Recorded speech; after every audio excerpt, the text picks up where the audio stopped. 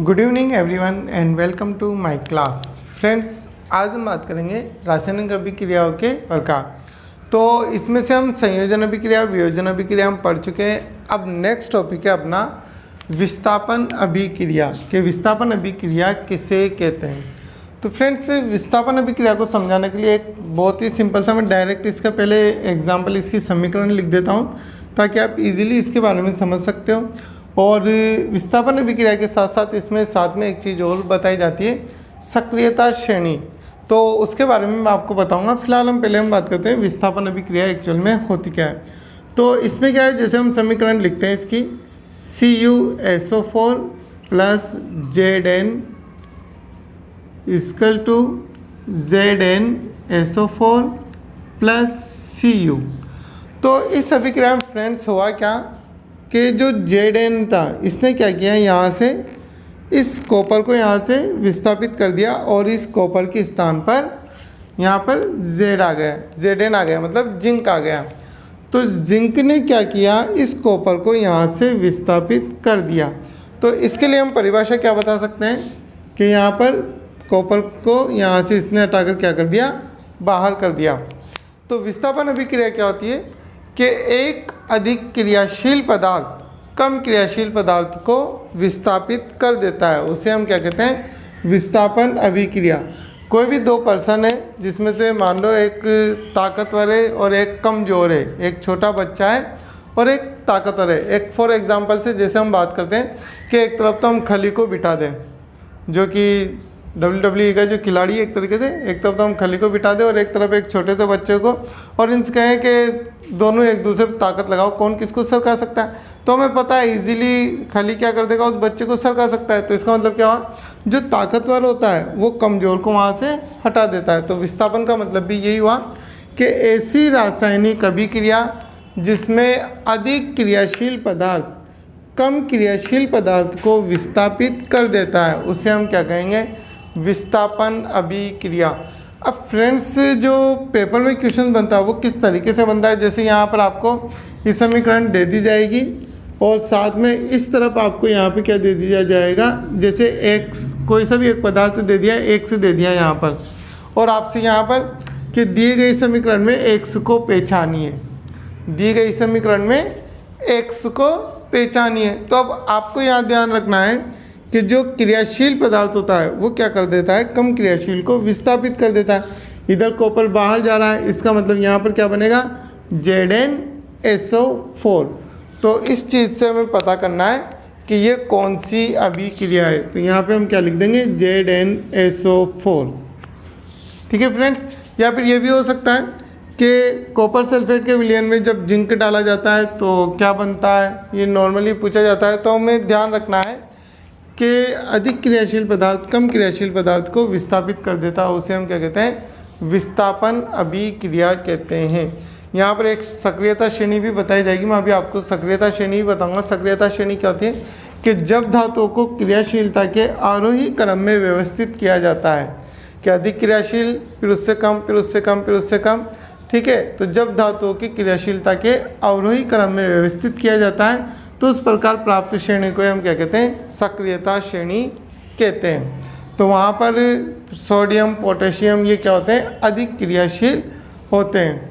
तो जो ज़्यादा क्रियाशील है वो कम क्रियाशील को विस्थापित कर देगा, और जबकि कॉपर, सिल्वर, ठीक है, गोल्ड, ये सबसे कम क्रियाशील होते हैं, और सोडियम, पोटेशियम, जिंक, फेरस ये क्या होते हैं, अधिक क्रियाशील होते हैं।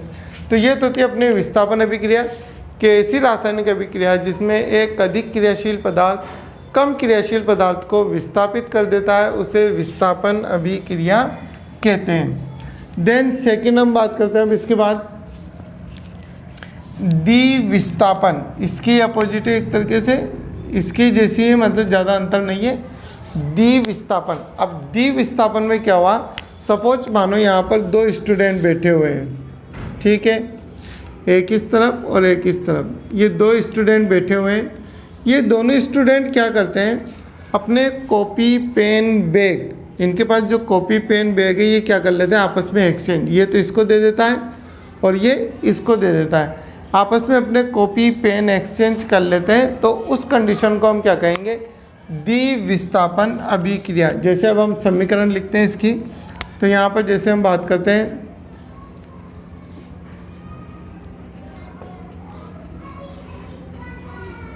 अब यहाँ पर यह है AgNO3 प्लस NaCl। अब यहाँ पर इन्होंने क्या किया, ये सोडियम तो क्या है इस सिल्वर के स्थान पे आ जाता है Ag के स्थान पर, और Ag जो होता है ये क्या होता है सोडियम के स्थान पर चला जाता है। तो अब ये जो समीकरण बनेगी ये क्या बनेगी कि जैसे NaNO3, ये सोडियम क्या हुआ यहाँ से इस जगह पे आ गया, तो यहाँ पर क्या बन गया NaNO3 सोडियम नाइट्रेट प्लस इधर AgCl। ठीक है फ्रेंड्स, तो द्विविस्थापन में क्या हुआ है, दोनों आपस में दो जगह से चेंज हुए, दोनों आपस में एक्सचेंज हो गए। ठीक, तो ऐसी रासायनिक अभिक्रिया जिसमें पदार्थों के परमाणु मूलक आयन परस्पर बदल जाते हैं, तो उस कंडीशन को हम क्या कहेंगे, द्विविस्थापन अभिक्रिया। तो एक तो थी विस्थापन अभिक्रिया और यहाँ पर क्या हो रहा है द्विविस्थापन अभिक्रिया। ठीक है फ्रेंड्स, नेक्स्ट अब हम बात करते हैं इसके बाद ऊष्माक्षेपी अभिक्रिया। तो ऊष्माक्षेपी अभिक्रिया में क्या होती है, तो मैंने फर्स्ट दिन भी समझाया था कि ऊष्माक्षेपी अभिक्रिया क्या होती है, एक तो होती है क्षेपी और एक होती है शोषी। क्षेपी में क्या होता है, ऊष्मा का उत्सर्जन होता है। क्षेपी अभिक्रिया में क्या होता है, ऊष्मा का उत्सर्जन होता है।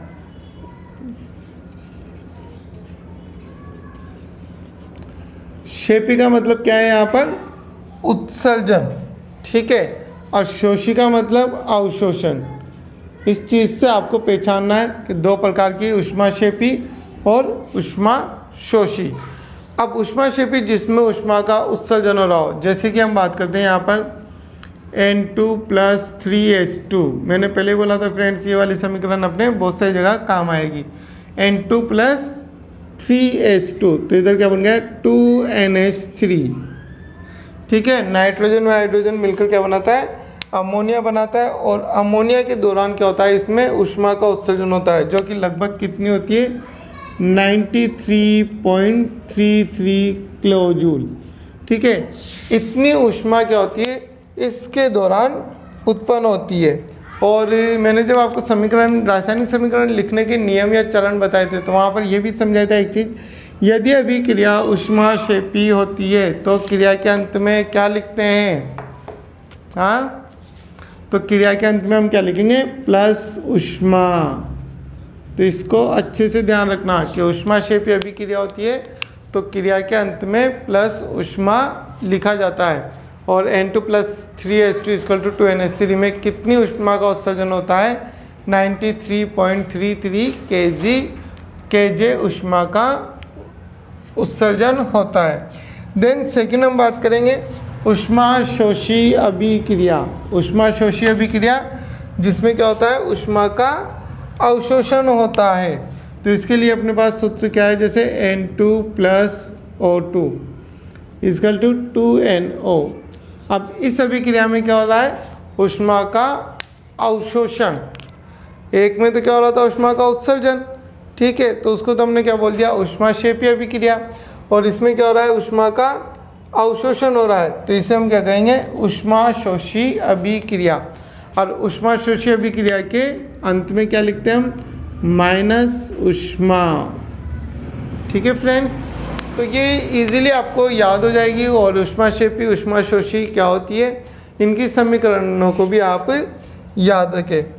और इसके बाद अब हम मोस्टली बात करेंगे ऑक्सीकरण और अपचयन। ऑक्सीकरण और अपचयन अभिक्रिया क्या होती है, जो कि वेरी मोस्ट है। ये अंतर के रूप में पूछ ली जाती है कि ऑक्सीकरण अभिक्रिया किसे कहते हैं, अपचयन अभिक्रिया किसे कहते हैं, या ऑक्सीकरण में अपचयन में अभिक्रिया अंतर बताइए। या फिर ये भी पूछा जा सकता है कि रेडॉक्स अभिक्रिया किसे, मतलब इन दोनों अभिक्रियाओं के बाद एक क्वेश्चन और बनता है जो कि बनता है रेडॉक्स अभिक्रिया का। तो इसके बारे में फ्रेंड्स हम नेक्स्ट वीडियो में डिस्कस करेंगे। आप वीडियो को ज़्यादा से ज़्यादा शेयर करें। और एक लास्ट बात कि घर में रहे, सुरक्षित रहे। Thank you for watching.